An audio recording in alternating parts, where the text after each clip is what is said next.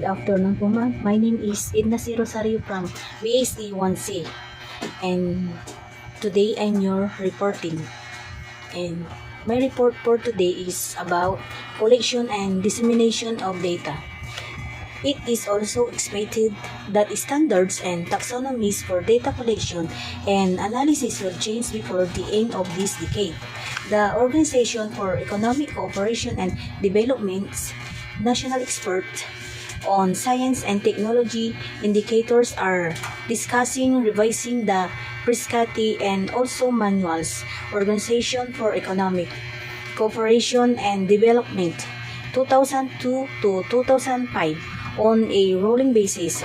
The group plans to work on priority themes and to build a better bridge between the two manuals.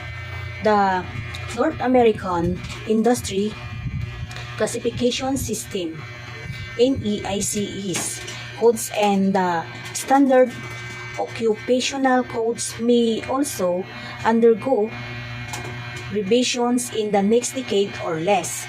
In light of these likely changes, this chapter offers the panel's analysis and recommendations on activities that NCSES needs to consider in the near future to continue to prepare organizationally for these challenges and to improve its portfolio of STI indicators in this environment.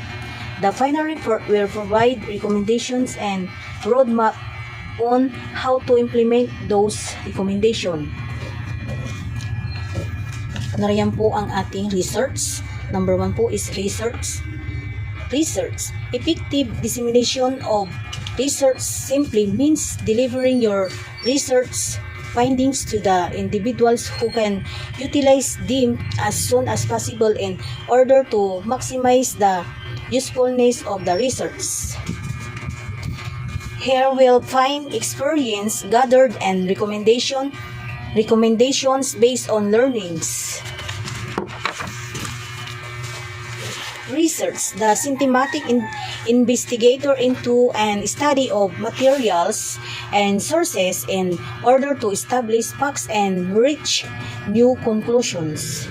For example, a sample is smaller set of data that a researcher chooses or selects from a larger population using predefined selection method.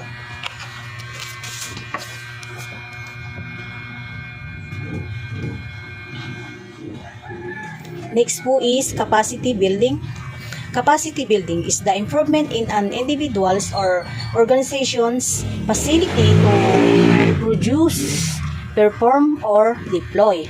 The terms capacity building and capacity development have often been used interchangeably, although a publication by OECD DEC stated in 2006 that capacity development was the preferable term.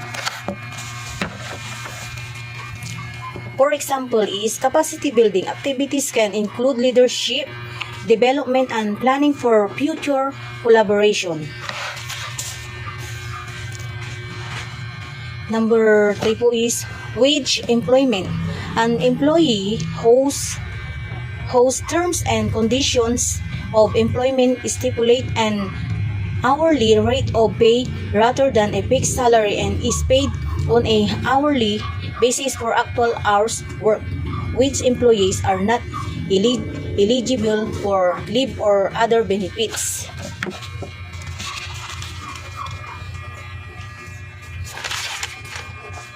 For example, ng wage employment, suppose you starts a shop at your locality and run it alone. When the business grows, it may not be possible to manage everything alone. Then, you may think of employing another to assist you, thereby creating wage employment.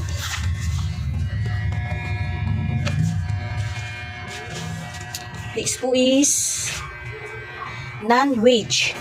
Non-wage, not part of a person's wages, distinct from wages, not including wages. Labor shortages are leading firms to use a range of non-wage incentives to attract and retain staff.